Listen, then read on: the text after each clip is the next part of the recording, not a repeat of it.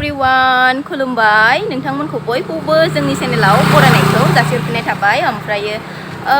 दिनैहाय नै दायो जोङो मुसलपुर थांनो नागिरदों हासबेन्डजों आंजों ससे मोनफैखाबाय आरोना न'निफ्रायहा इन्ट्र'खौ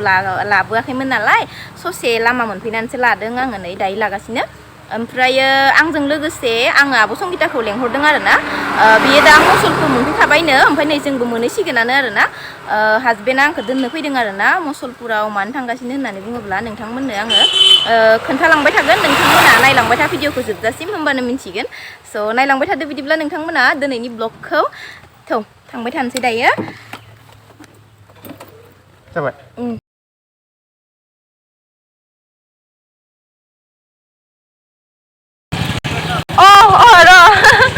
नै आब' संगिताखौ लोगो मोनबाय बुहुद गोबाव जाबायना नेनाया 5 मिनिटसो सिगाङाव फै ओमफ्राय नै लोगोफोर दायो आङो जि जायगायाव फैनो नागिरदोंमोन बेयाव मोनफैबाय आरोना बेनो जाहैबाय मुसलपुर नोंथांमोननोथ' आं दानि सिगाङावबो इन्ट्र' खोन्थाखांखाबाय ओमफ्रायो मुसलपुराव फैनायनि मेन कारनानो जाहैबाय बेयाव मोनसे गोदानहाय श'रुम खुलिदों आरोना लोगोफोर ओमफ्राय बेखौनो माने बेयाव लेंहरदों नालाय आंखौ बिनिखायनो माने फैदोंमोन आरोना ओमफ्राय फारसेनिफ्राय नोंथांमोननो खोन्थालांगासिनो दङ नोंथांमोना ब्लगखौ जोबजासिम नायलांबाय थाबानो जाबाय लोगोसेनो आङो आब' संगिताखौबो लाबोफादों आरोना दानिथ' नुखांखाबायानो जों जमा लोगो हमलायनानै फैबाय मुसलपुरावहानो आं हारसिं जायो नालाय लाबोफाबाय आरो आङो दायो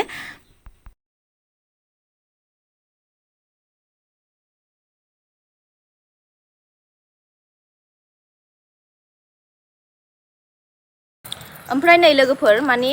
जों थानायावनो नै दा जोंनि मेगननि सिगाङावनो गंसे लांबाय आरोना लोगो गंसे सेल जाबाय बाइक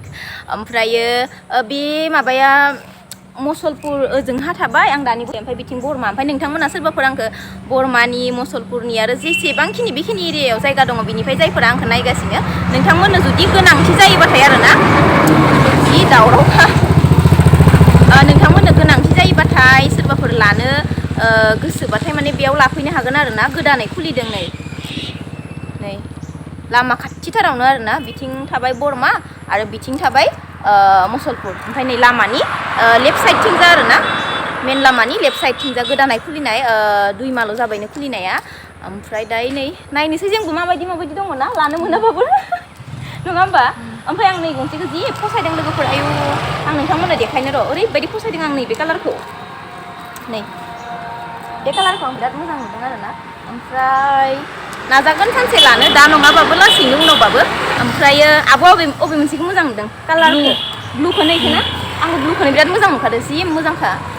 किउटथार कालारा ओमफ्राय नोंथांमोननो बेसेयाव मा हरो ओमफ्राय आरो गासिबो खोथाखौ माने नोंथांमोना बे श'रुमनि अनारजों माने गासिबो खोथाखौ मिथिनो मोनगोन आरोना ब्लगाव कन्टिनिउ थाबाय था नोंथांमोना होमबानो गासिबो मिथिलांजोबगोन आरोना सौथौदो दायो भितराव हाबैनोसै फार्स्ट टाइम श'रुमाव फैबाय आं दिनै माने ब्लग बानायनाय हिसाबाव आरोना ओरैनोथ' थांफेरदों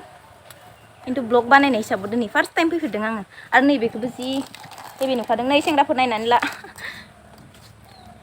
नै भितराव हाबैनोसै फैदो जोङो दंफैयो मोनसे श'रुमाव आरोना ओमफ्राय ओंखाम जानानैसो फैबाय ओमफ्राय नै दायो बे जों जायनि न'खराव फैदों आलासि जानो बिस्रानिनो गोदान आरोना बे श'रुमा ओमफ्रायो नै बिथिंजा जाहैबाय अनारा आदाया नैबे आदाया ओमफ्रायो गासिबो खोथाखौ नोंथांमोना बे आदानिफ्रायनो मिथिनानै लादो बेसे मा हरो डाउन पेमेन्ट बेसेबां मा गासिबो खोथाखौ नोंथांमोना मिथिनानै लादो आरो बे आदानिफ्रायनो आदाया बुंदो जोंना नैबे दा मटरबाइकखौ गियामाया मुसलपुरावहाय 2 मान्थ जाबाय मुसलपुर टाउननिफ्रायनो जाय बरमा रडजों थाङोबा पेट्रल पाम्प बारनानै जुदि बरमानिफ्राय फैयो होमबाना सेन्ट जेभियार स्कुल बारनानै जायो आरो बरमाया माबायानो गोलैयो बेखिनिया मुसलपुरानो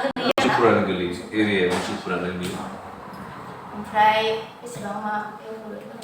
डाउन पेमेन्टफोरानो माबा जोंथ' बिराद खम डाउन पेमेन्टआव हरो वेस्ट डाउन पेमेन्ट होनजायो जोंना जों 8,000 फोरनिफ्रायनो स्टार्ट जायो 8,000 निफ्रायनो स्टार्ट जायो आरोना लोगोफोर सेगमेन्टफोरा बाकी टार्म्स एन्ड कन्डिशन थायो बाकी बाइकफोरा जों 20 बा 30 फोरनिफ्राय स्टार्ट जायो स्कुटिया 8 फोरनिफ्रायनो स्टार्ट जालाङो बे सिभिलनि सायाव डिपेन्ड जायो जुदि कास्टमारना सिभिला मोजां होमबाना खमावनो मोनलाङो सोरबा जब मावफानाय दंबा जिर' डाउन पेमेन्टआवबो मोनलाङो बिदि टाइपनि आरो ओमफ्राय नोंथांमोननो गासिबो माने माबायदि कालारनि नांगौ गासिबो मोनजोबगोन आरो ना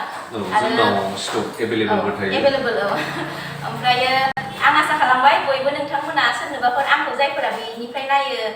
मुसलपुर बा बरमा बेखिनियाव जेसेबांखिनि जोंनि बर' एरिया दङ जिहेतु जोंनि बे श'रुमनि अनारा बर' नोंथांमोना माने गारिफोर नांगौबाथाय बाइकआनो जा स्कुटियानो जा नोंथांमोना अननानै बेयाव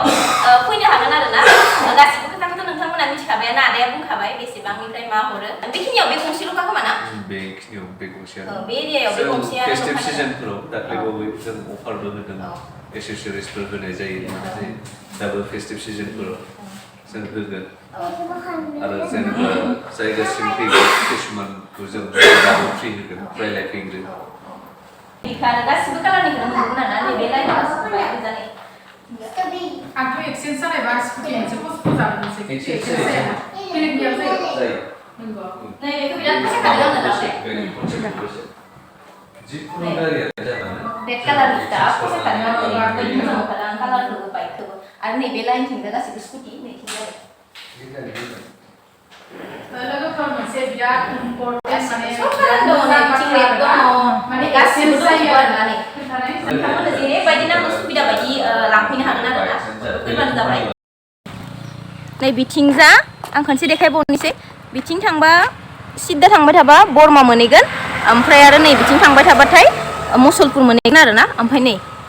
बे बिथिंजा आरो ना लेफ्ट साइडआव नै श'रुम है नाबो संगिता दङ बिथिंजा ओमफ्राय नै बेनो आरो ना श'रुमा औ जि मोजां मोजां कालार दंखायो ना थानानैबो देखायगासिनो एकदमबारे दानि गंसे लांनाया बेखौबो बिराद फसायदों आङो ओमफ्राय नै बेखौथ' जि मोजां नुखादों आं आयो कालारा मोजाङानो ना लोगोफोर नै अबेयो कुन्टु एटिटि itu MT50 ए ओमफ्राय नै बेयो FZ FZS FZS আৰু সেইটো R1 কি ক'লে R15 34 আৰু ইফালে স্কুটি ZR আৰু itu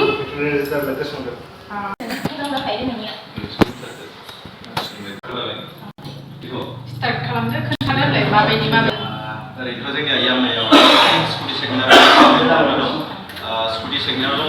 रेजेट आर आरो फेसिनो दङ ओमफ्राय बेबो डिस्क गोनां आरो डिस्क गैयै बिदि थायो ओमफ्राय आरो बाइक सेगमेन्टआव दङ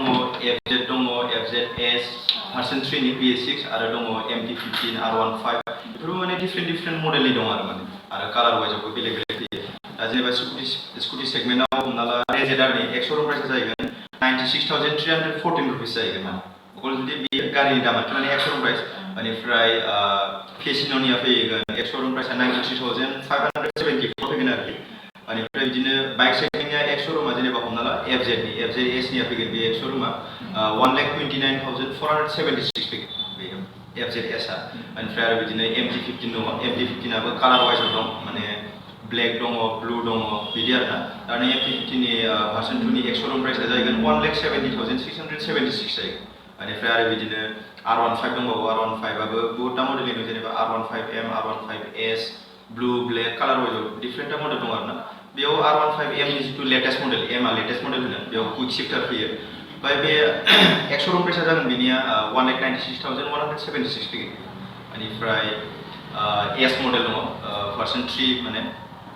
बे जायगानि एक्स-श'रुम प्राइसआ 1,66,976 फैगोन बे गासैबो माने एक्स-श'रुमाव आरोखि अकल बेयो गारिनिल' दाम माने बेयाव नोंनिया इन्सुरेन्स रेजिस्ट्रेसन बिदि नाम्बार प्लेटनि एक्सट्रा थागोन बे माने जेला गारि फैगोन बे लास्टआव एड जाहैगोन आरोखि माने ओमफ्राय आरो भार्सन 4 रेड कालार दङ जेनेबा भार्सन 4नि रेड कालार थायो ब्लेक कालार थायो बिदि रेड कालारनिया जाहैगोन 1,83,976 जागोन एक्स-श'रुम प्राइसआ बेनिफ्राय आरो बिदिनो ब्लेक कालार फैगोन ब्लेक कालारनि आरो जाहैगोन 1,84,976 आरो बिदि डिफरेन्ट कालार मोनो आरोखि माने जोंनियावथ' दासिम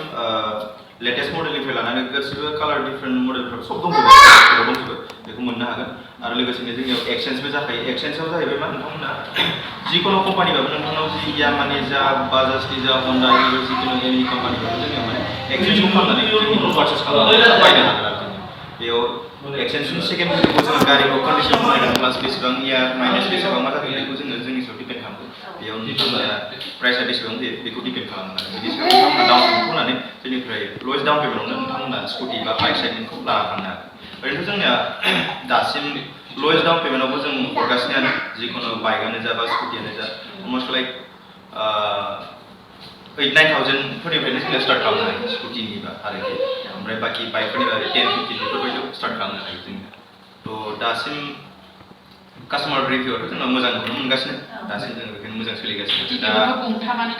दिनजों गंब्रै गंब्रैयानो जाबाय दिनैहाय खोनाबाय नोंथांमोना बयबो भिउवार्सफोरा एसे नायनानै सेयार खालामनानै सोरनिबा रिलेटिभ न'खरनिफोरखौ खिथादो जे जुदि बाइक बा स्कुटि नांगौबाथाय डिसक्रिपसनाव आङो डिसक्रिपसनाव फन नाम्बारखौ होना होगोन नोंथांमोना कन्टेक्ट खालामनो हागोन आरो ना गासिबो खोथाखौ मिथिजोब्बायानो नोंथांमोना थेंक इउ गोजोननाय थाबाय फोरमायनायनि थाखाय ओमफ्रायो आरो मोनसे सार्भिसिंआबो जोंनियाव जिखुनु हमना ला दस्रा डिलारनिफ्राय लानानै गुवाहाटि नलबारि टिहु पाठशाला जिखि डिलाराव लाया जोंनियाव फ्रि सार्भिसिं पेड सार्भिसिं जोंनियाव खालामनो हागोन मानो होनबा जोंना अलरेडि सार्भिसिं माबाबो दंखायो नालाय स' नोंथांमोना फैनानै जोङो पेड सार्भिसिं बा फ्रि सार्भिसिंबो खालामनो जेनुइन पार्टस नांगौबा जों बिदिनो यामानि स्कुटि जा बाइक जा R15 FZ 2015 रेजेटार फेसिनो गासिबनिबो जोंनियाव कमप्लिट जेनुइन पार्टसखौ मोननो ओमफ्राय लोगोफोर नोंथांमोनाथ' गासिबो खोथाखौनो मिथिजोब्बाय नङा होमबा आंहा बांद्राय बिदि एक्सपिरियेन्सफोरबो गैया नालाय होमबाबो जेसेबां हायो आं नाजाबाय नोंथांमोननो गासिबखौबो देखायना होनो थाखाय ओमफ्राय बेयाव आंखौ लिंहरनायनि थाखाय थेंक इउ स' माच गोसो गोरबोनिफ्राय बाजै दैजिनिसिमबो आरो बाजै दैजिनि बिबोनां बे श'रुमनि जिहेतु अनार बिथांनिसिमबो आंनि गोसो गोरबोनिफ्राय रोजा रोजा साबायखर आंखौ लेंहरनायनि थाखाय आरोना स' थेंक इउ स' माच बयनिसिमबो आरोना बाजैनिसिमबो आरो बे श'रुमनि अनारनिसिमबो गोसो गोरबोनिफ्राय बाजैमोनखौबो नै टाटा बाय बाय जासिगोन बाय बाय